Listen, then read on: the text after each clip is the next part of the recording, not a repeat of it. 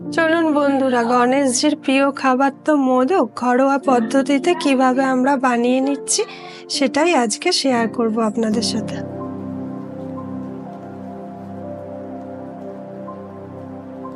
আমি মোদক বানানোর জন্য প্রথমে সাদা তিল ভেজে নিচ্ছি শুকনো কড়াইতে।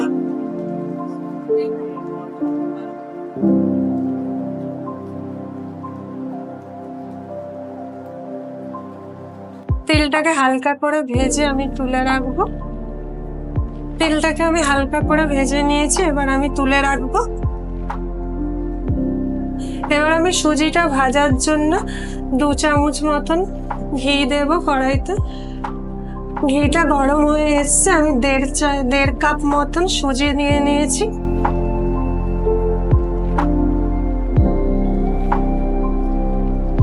সুজিটাকে ঘিয়ের সঙ্গে আমি হালকা করে ভাজতে থাকবো। পুরো ভালো করে ভাজবো না, হালকা ভাজবো। ভেজে তার মধ্যে নারকেল দেবো আমি। এই যে ঠিক এরকম ভাজা হবে, সেই অবস্থায় আমি 1 কাপ নারকেল কোড়া দিয়ে দেবো।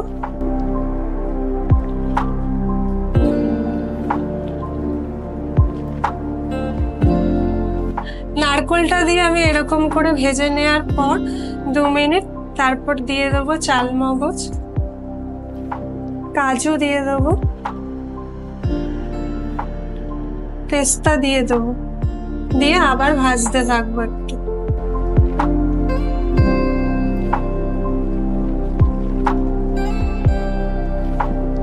আমি ড্রাই ফ্রুটস গুলো দিয়েও ভালো করে ভেজে নিয়েছি।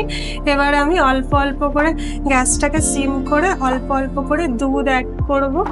সুজির যা পরিমাণ থাকবে তার ডবল দুধ দিতে হবে। অল্প অল্প করে মেশাতে হবে দুধটা।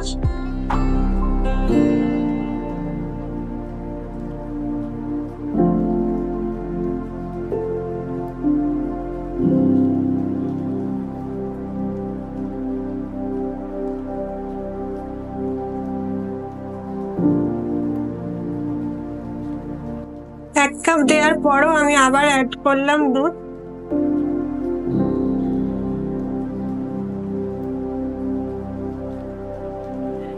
দুধ দিয়ে আমি এরকম ভাবে মন্ডটা এনে নিয়েছি, এরকম টাইপের।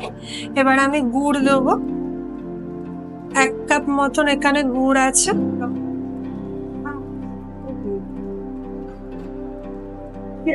অল্প অল্প করে গুড়টাকে মেশাবো।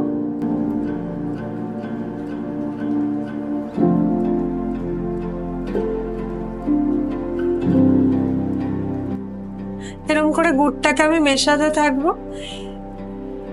আর গ্যাসটা একদম সিম থাকবে, নাহলে সুজিটা লেগে যাবে কড়াইতে।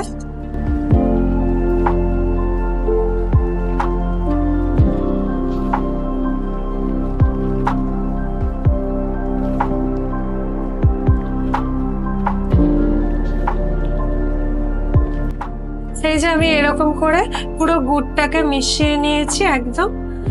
এইবার যে ভেজে রেখেছিলাম তিলগুলো দিয়ে দেবো আমি।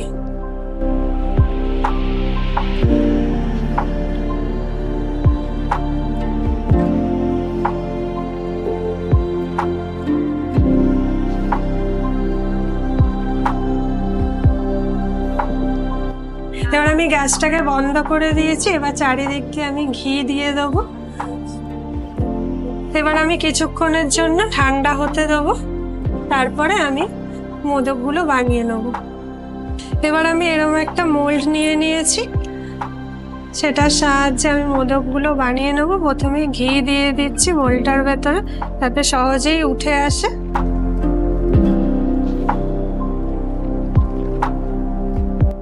এটাকে আমি বন্ধ করে দেবো।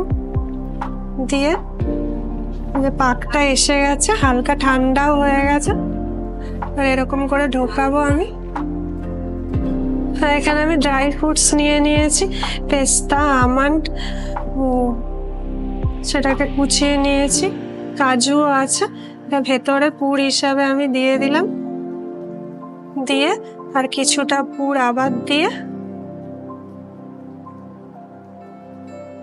এটাকে এরকম ভাবে চেপে চেপে, আর আমি এই যে এরকম করে মুখটা এরকম ভাবে বানিয়ে নেবো মোদকগুলো।